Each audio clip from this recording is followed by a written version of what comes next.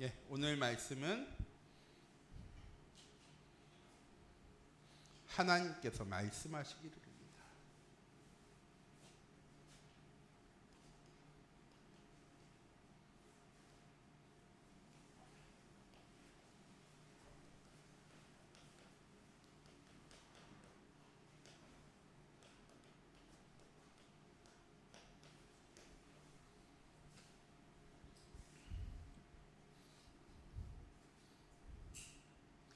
장로님, 복음과 종교의 차이가 무엇입니까? 할 때 장로님 전에 대답을 하셨습니다. 복음은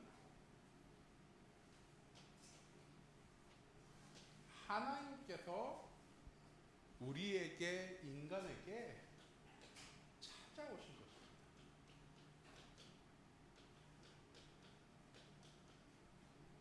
종교는 사람이 하나님을 찾는 것이라고 말씀을 드렸습니다. 비슷한 의미인데요. 우리는 어떻게 하나님을 만날 수 있고 알아갈 수 있을까요?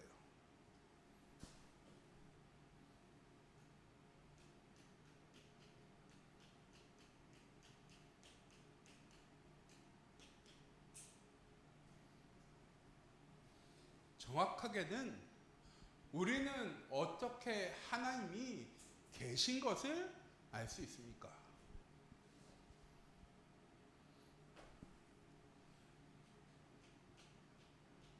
그래서 사람들이 얘기합니다. 그래서 신학이 필요한 거야. 하나님을 알아야 하니까 라고 생각하기 쉽지만, 하나님을 알아가는 것은 하나님께서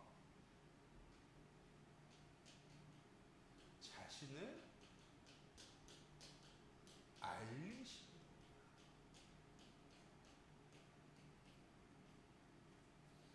우리가 하나님을 알아가도록 노력해야지, 공부해야지, 하나님을 찾아야 하나님을 알 수 있는 것이 아니라, 하나님은 스스로를 우리에게 알려주십니다.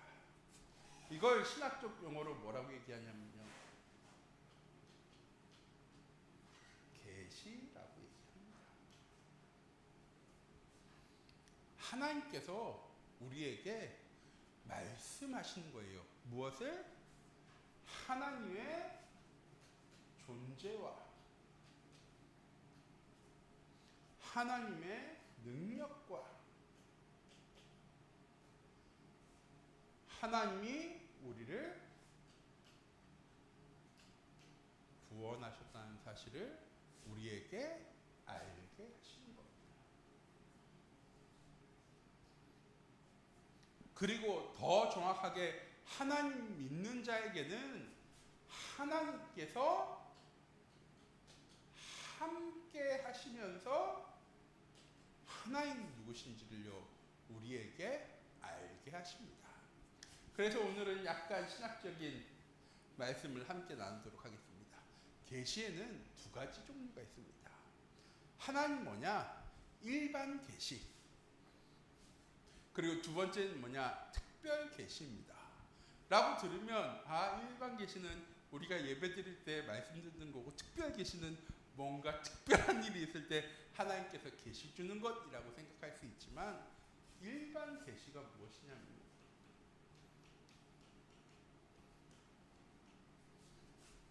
인류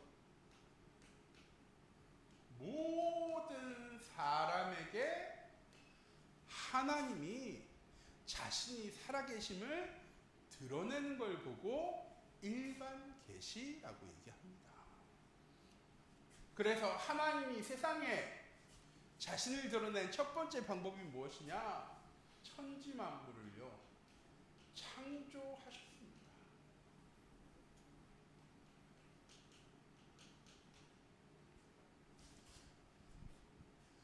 누가 만들어 놓은 것도 아닌데, 오늘 말씀에 하나님께서 천지만물을 창조하십니다. 어떻게? 말씀으로.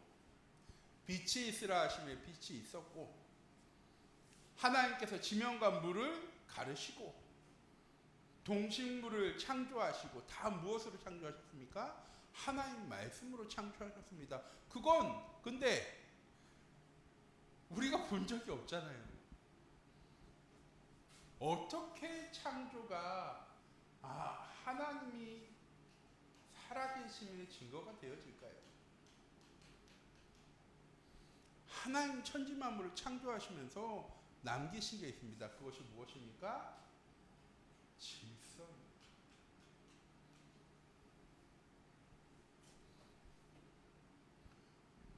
하나님이 천지만물을 창조하신 지 수천 년, 수만 년, 수십만 년이 되었는데도 지금도 지구의 모든 것들 뿐만 아니라 우주는 하나의 질서를 가지고 움직여 나갑니다. 이건요, 과학으로 설명이 되어질까요? 아니요, 과학으로 설명되어지지 않습니다. 과학자가 얘기했어요. 과학은 과정과 결과는 얘기할 수 있어요. 그런데 무엇은 얘기하지 못합니까? 왜 그렇게 됐는지는 설명하지 못해. 왜? 사람이 설명할 수 있는 것이 아니기 때문에. 모든 창조물을 창조하신 후에 하나님은요, 그 모든 곳에 질서란 걸 두셨습니다. 그래서 우리는 자연을 통하여서 창조주 하나님이시자 질서의 하나님이 천지만물을 창조하셨음을 깨닫게 되어집니다.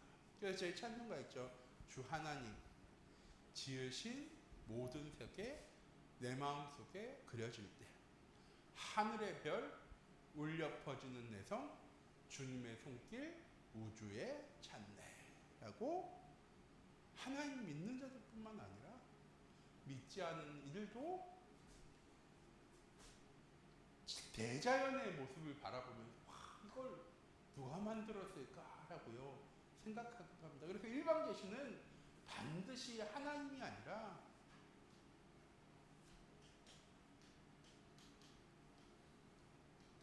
종교를 탄생시켰죠. 두 번째는 무엇이냐? 역사입니다. 하나님은 역사 속에서 우리와 함께 하심을 하나님께서 계획하시고 계획하신 그대로 인도하심을 드러내십니다. 그래서 성경 말씀은 결국 어떤 책입니까? 하나님의 스토리, 역사책입니다.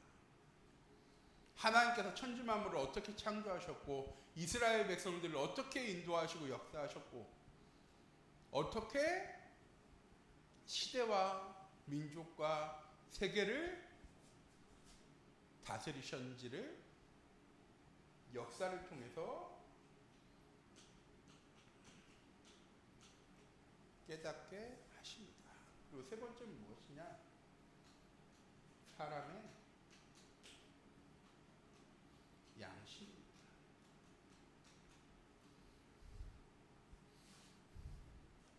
오늘도 차를 운전하고 오는 길에 이런 생각을 좀 했어요. 사람들이 참 양심이 없다. 이렇게 주차 쭉 김영삼 되면 주차되는 걸 보면서 우리나라에 주차장이 저렇게 없어서 차가 저렇게 돼 있을까라고 얘기하면 꼭 그런 건 아니거든요. 그런데 하나님께서 사람을 창조하실 때 목사님께서 영과 혼에 대해 말씀하셨지만 영은 하나님과 함께하는 존재로 창조했다면 혼은 하나님이 사람에게 주신 양심입니다. 모든 사람은요 다 무엇을 가지고 있습니까? 양심을 가지고 있습니다. 그런데요 그게 어디서부터 비롯되었을까요? 배워서일까요? 아니죠. 하나님께서 모든 사람을 창조하실 때 영과 혼과 육으로 창조하셨습니다. 영은 하나님과 함께 할 수 있는 존재로 육은 우리가 살아갈 수 있는 그리고 혼은 우리의 양심으로. 그래서 일반 계시를 통해서 우리는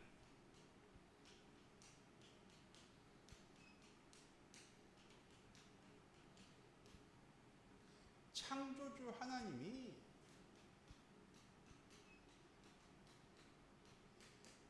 계시다라는 사실을요 깨닫게 되어지는 것입니다. 이게 일반 계시입니다. 인류의 모든 사람들에게 하나님이 살아계시고 그 하나님이 천지 만물을 창조하신 하나님이라는 사실을 깨닫게 하기 위해서 우리에게 알려주신 것. 하나님이 알려주신 겁니다. 우리가 연구하고 공부해서 깨닫게 되어진 것이 아니라 하나님께서 자기 스스로를 드러내신 것. 이것이 일반 계시라면 두 번째는 특별 계시입니다.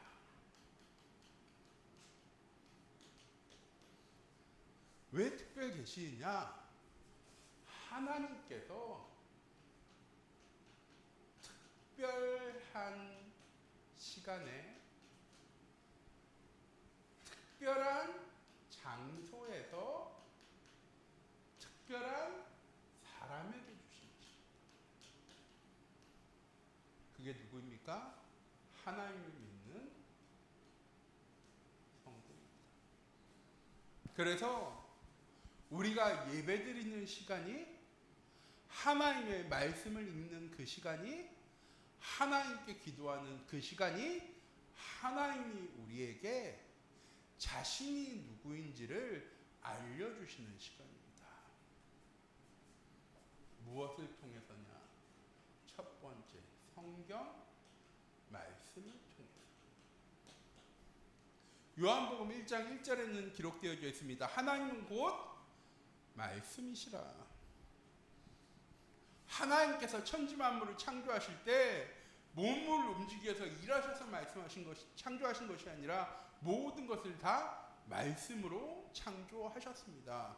그 하나님의 말씀이 기록된 것이 어디입니까? 성경입니다. 성경의 66권이죠. 구약과 신약. 이 말씀을 통해서 하나님은 우리에게 무엇을 말씀하십니까? 특별 계시의 가장 큰 주제는 무엇이냐? 하나님만이 우리의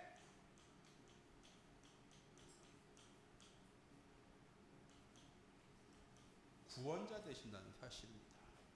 요한복음 3장 16절 말씀이죠. 하나님 세상을 이처럼 사랑하사 독생자를 주셨으니 이는 그를 믿는 자마다 멸망하지 않고 영생 얻게 되어질 거야.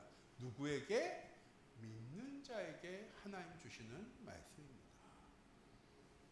그래서 이 일반 계시를 가지고는요 절대 구원받을 수 없습니다.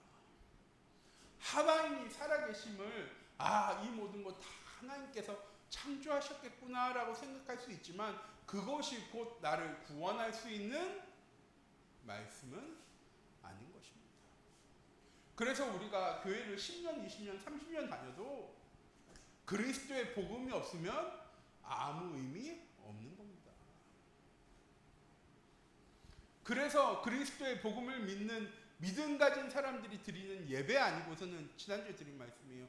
그래서 드린 말씀이에요. 예배 아니면 헌신도 전도도 기도도 의미 없다라고 말씀드린 이유는 무엇이냐? 그리스도를 믿는 믿음 가진 자들이 드리는 예배 속에 하나님이 함께 하시는 겁니다. 하나님이 임재하시는 겁니다. 우리의 행위로는 열심으로는 절대 구원받을 수 없습니다. 우리를 구원할 수 있는 유일한 방법은 무엇입니까? 구원자 되신 하나님께서 우리에게 오셔서 우리와 함께 하시는 겁니다. 그걸 우리에게 알게 하는 것이 특별 계시입니다. 그래서 나는 특별한 사람이죠. 이 시간 예배 자리에 나온 내가 얼마나 특별한 사람인지를요 우리는요 늘 잊지 말아야 합니다. 두 번째,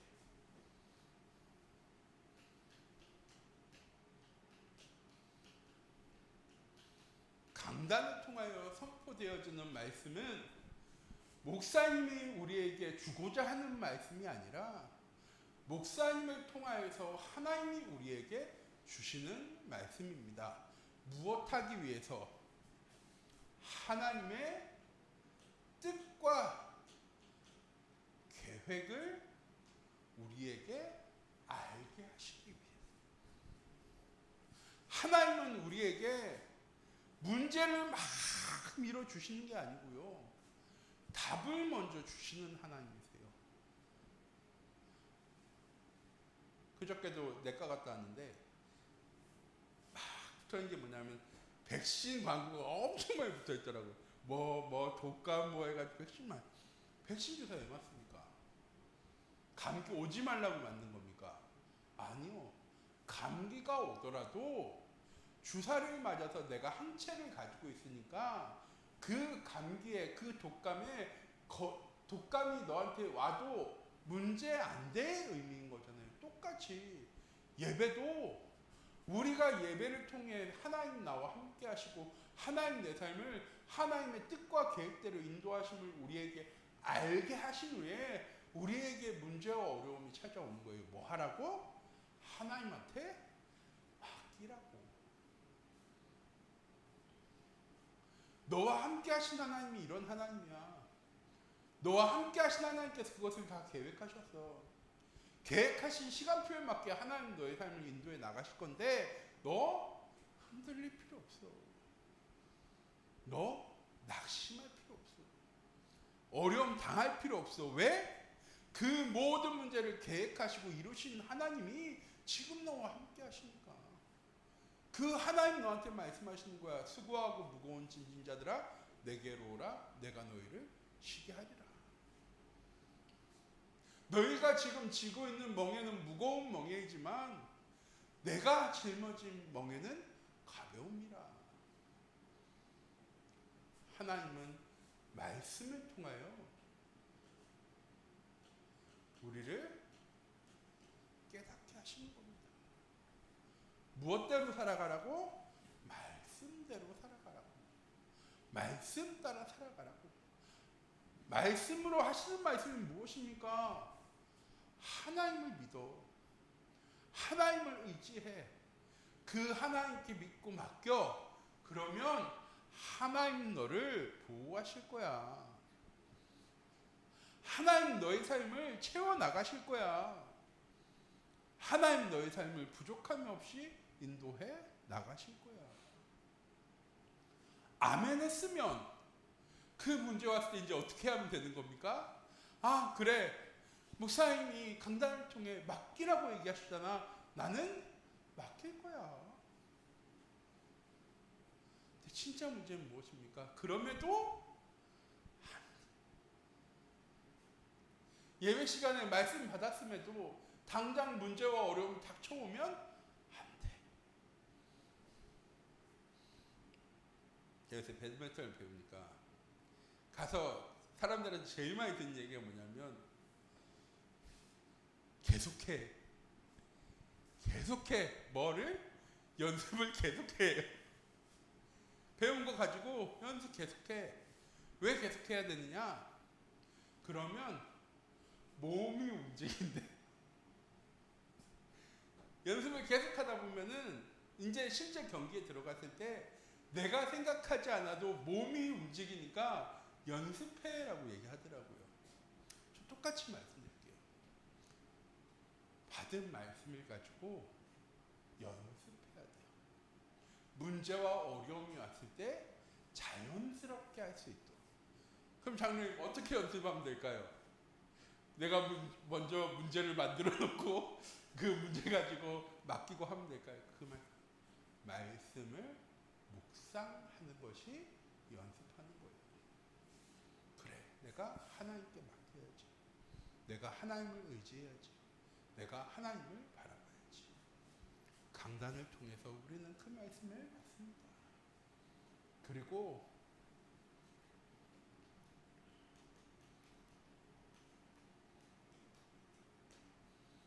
말씀 따라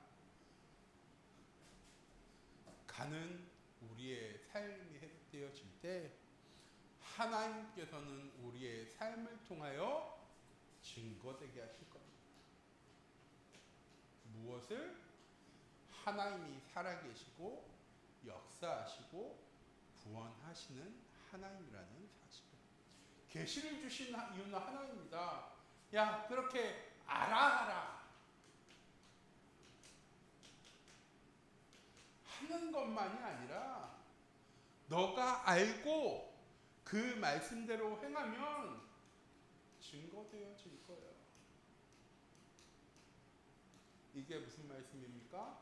사도행전 1장 8절 말씀이죠. 오직 성령이 너에게 임하시면 너희가 권능받아서 예루살렘에도 온 유대 사마리아에도 땅끝까지 내 증인이 되리라. 우리가 말씀 따라 말씀대로 살아갈 때 하나님은 우리의 삶을 통하여 하나님이 살아계심을 증거해 나가실 겁니다. 하나님이 천지 만물을 창조하신 능력의 하나님의 사실을 증거해 나가실 겁니다. 우리의 삶을 통하여 하나님만이 우리의 삶을 구원하시는 하나님이 우리의 구원자 되심을 증거하는 삶을 살아가게 하실 겁니다. 자, 그럼 우리는 무엇 해야 되느냐? 두 가지만 하시면 돼요.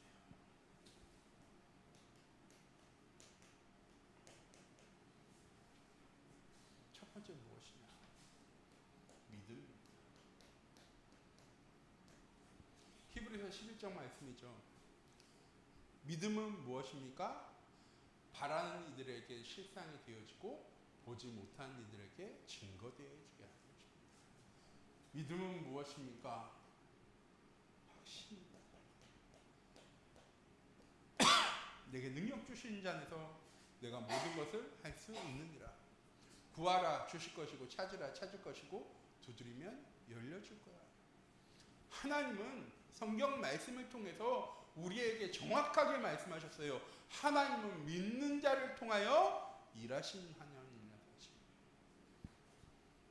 믿음이 없이는 하나님을 기쁘시게 할 수 없대요. 어떤 믿음이냐? 하나님이 살아계신 것과 자신을 찾는 자들에게 상 주신심을 믿는 믿음 가운데 거할 때 하나님은 기뻐하시고 그 사람을 통해 일하신대요. 이번 주에 새벽 예배 말씀 무엇이었습니까? 바울이 유로굴라 광풍을 만났습니다. 14박 15일 동안 해도 달도 보이지 않고요. 모든 기구도 다 버려버렸어요. 이제 바람이 이끄는 대로 흘러가면서 죽지만은 않기를요 바랄 뿐입니다. 이때 바울이 얘기합니다. 여러분 두려워하지 마세요. 어제 주의 사자가 내게 말씀하셨습니다. 네가 가이사 앞에 서야 하리라. 하나님께서 입에 있는 모든 사람들의 생명을 내게 맡기셨고 한 사람도 그 생명을 잃지 않을 거야 라고 우리에게 말씀하신 그 하나님을 내가 믿노라. 바울을 쓰시기 위해 네가 로마도 보아야 하리라, 네가 가이사 앞에 서야 하리라 한 것이 아니라 그 믿음을 가진 바울에게 하나님 말씀하시는 거예요. 네가 로마도 보아야 하리라, 네가 가이사 앞에 서야 하리라. 하나님 우리에게 원하신 것은 무엇입니까? 믿음입니다. 그래서 제자들에게 늘 하신 말씀이잖아요. 큰 풍랑이 일었습니다. 갈릴리 바다에서. 예수님의 제자들이 그냥 제자입니까? 아니요. 베드로랑 다 어부입니다. 살면서 웬만한 풍랑 같은 거는 다 경험해 봤는데 베드로와 요한과 야고보도 두려워할 만큼 큰 풍랑이 배를 덮치니까 배에서 자고 있는 예수님을 깨웁니다. 예수님, 우리가 큰 풍랑에 죽게 되었는데 어서 일어나 보십시오. 예수님이 깨어서 제일 먼저 하신 말씀이 무엇입니까? 이 믿음이 약한 자들아. 왜? 구원자 되신 하나님께서 너희와 함께 하시는데 이 풍랑이 덮친다 한들 그것이 우리에게 해를 끼칠까요? 제자들은 그 생각은 못한 거죠. 뭐만 보여진 겁니까? 내가 지금 누구와 함께 있냐를 본 것이 아니라 큰 풍랑이 덮쳐서 이 배가 쓰러질 것처럼 뒤집힐 것처럼만 보여지니까 내가 지금 누구와 함께하고 있는지를 기억하지 못하는 거죠. 우리의 삶도 똑같습니다. 우리는 큰 풍랑 같은 문제와 어려움만을 바라보지 내가 누구와 함께하고 있는지는 잊고 살아갈 때가 많이 있습니다. 믿음은 무엇입니까?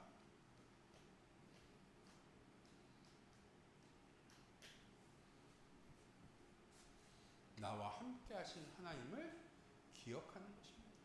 자, 첫 번째는 무엇이냐? 믿음 가진 자에게 하나님이 원하시는 것은 순종입니다.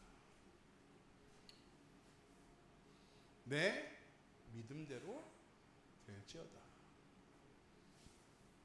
하나님 우리에게 주신 말씀을 믿는 믿음 가지고 있으면 무엇하면 되어지는 겁니까? 그 믿음대로 살아가면 되어지는 것입니다. 고난주간 저희가 함께 자주 나누는 말씀이잖아요. 성전을 정결케 하신 예수님께서 무화과 나무를 보셨습니다. 배가 고프셨는지 그 열매를 따먹으려고 무화과 나무에 갔는데 그 무화과의 나무 열매가 열려있지 않은 거예요. 예수님께서 그 무화과를 저주하십니다. 제자들은 이상하게 생각했어요. 왜? 사과도 철이 있는 거잖아요.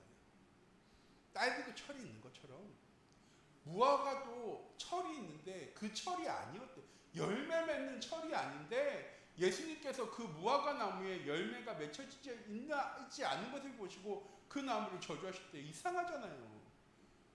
없는 게 당연한 계절인데 하나님은 왜 무화과 나무를 저주하셨을까? 성전에 다녀온 후에 그 무화과 나무를 봤는데요. 그 무화과 나무가 말라 삐뚤어져 죽어 있습니다. 이때 바울이 예수님께 질문합니다. 예수님, 왜 무화과 나무를 저주하셨습니까? 생명 가진 자가 생명 가진 자의 삶을 살지 못하기 때문에. 하나님 우리에게 헌신하라고, 봉사하라고, 말씀에 순종하라고 말씀하신 순종이 아닙니다. 하나님 우리에게 가장 원하신 것은 무엇입니까? 함께 하는 것입니다. 내가 하나님이 나와 함께 하시는 것처럼 우리는 그걸로 만족하는 삶을 살면 안 되는 거잖아요. 하나님 나와 함께 하시는 것처럼 나도 하나님과 함께 하는 삶을 살아야 되는 거거든요. 그건 죄짓지 마세요. 선하게 사세요. 양심껏 사세요. 말씀드린 거 아닙니다. 내가 연약해도, 내가 죄인 되어졌어도, 내가 하나님과 원수 되어지는 삶을 살았더라도 내가 하나님과 함께하면 하나님 우리를요 거룩하고 정결하게 하시는 하나님이십니다. 성광하기 위해 하나님과 함께하는 것이 아니라 내가 하나님과 함께할 때 하나님께서 우리의 삶을 승리의 삶으로 인도해 나가시는 거죠. 우리의 능력으로 살아가는 삶이 아니라 하나님께 순종하는 삶은 하나님의 능력대로 살아가는 삶을 이야기하는 겁니다. 하나님이 하시는 말씀을 지켜 그럼 율법이랑 뭐가 다른데요? 이번 주에 이거 해! 안 하면 불순종이야! 라고 얘기하면 율법이랑 똑같은 거잖아요. 근데 하나님이 뭐라고 얘기하시냐면요. 하나님께서 하나님의 것으로 이루어 나가시겠다. 나의 안에 거하라. 나는 내 하나님이 모든 환난 가운데서 너를 지키는 자야. 두려워하지 마. 내가 너를 보호하리니 놀라지 마라. 내가 네 손을 잡아줄 거야. 이사야 43장에 말씀하십니다. 너는 내 거야. 그랬을 때가 너와 함께 할 거야. 네가 불 가운데로 들어갈지라도 불이 너를 사르지 못하고 네가 물 가운데로 들어갈지라도 물이 침범하지 못해. 왜? 내가 너와 함께 하니까. 이번 한 주간 하나님이 나와 함께 하시는 삶만 살아가는 한 주간이 아니라 내가 하나님과 함께하는 삶을 살아가는 한 주간 되시기 바랍니다. 그게 하나님 우리에게 하시는 말씀입니다. 하나님 우리에게 착하게 살아가라고 말씀하셨습니다. 선하게 살아가라고 말씀하셨습니다. 아니, 내가 너와 함께 할 거야. 우리는 어떤 삶을 살아야 합니까? 그 하나님과 함께 함께하는 삶을 살아가야 합니다. 그래서 세 가지만 꼭 말씀드리는 겁니다. 첫 번째, 복음이 나의 삶의 기준되는 삶을 살아가시기 바랍니다. 두 번째, 기준되어지는 삶을 살아가면 그 복음을 누리는 삶을 살아가셨으면 좋겠습니다. 왜? 하나님 우리를 창조하신 목적이 하나님으로 인하여 즐거워할 수 있도록 하나님 우리를 창조하셨습니다. 그리고 나를 통하여 살아계신 하나님이 증거되어지는 삶을 살아가는 은혜의 한 주간 되어지기 원합니다. 그건 내가 주인 되는 삶이 아니라 하나님 주인 되는 삶이에요. 갈라디아 2장 20절 말씀이지 않습니까? 내가 그리스도와 함께 십자가에 못 박혔나니 그런즉 이제는 내가 사는 것이 아니고 내 안에 그리스도께서 사시는 것이라. 그럼에도 내가 왜 살아야 합니까? 나를 위해 자기 몸 버리신 예수 그리스도를 믿는 믿음 안에 살기 위해서 내가 살아가는 것이야.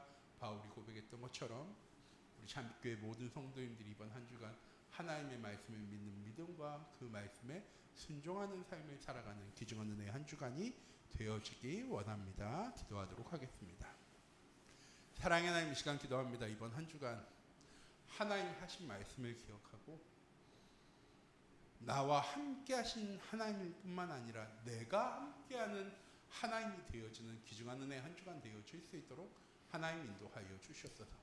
내 기준의 삶을 내려놓고 하나님과 하나님의 말씀이 기준되어지는 삶, 그 말씀을 실천하려고 노력하는 삶이 아니라 하나님이 이루어 나가시는 하나님의 말씀의 성취가 우리의 삶 속에 체험되어지고 누려지는 삶, 나를 통하여 살아계신 하나님이 증거되어지는 삶을 살아가는 우리 참빛교회 모든 성도님들 되어줄 수 있도록 하나님 인도하여 주시옵소서.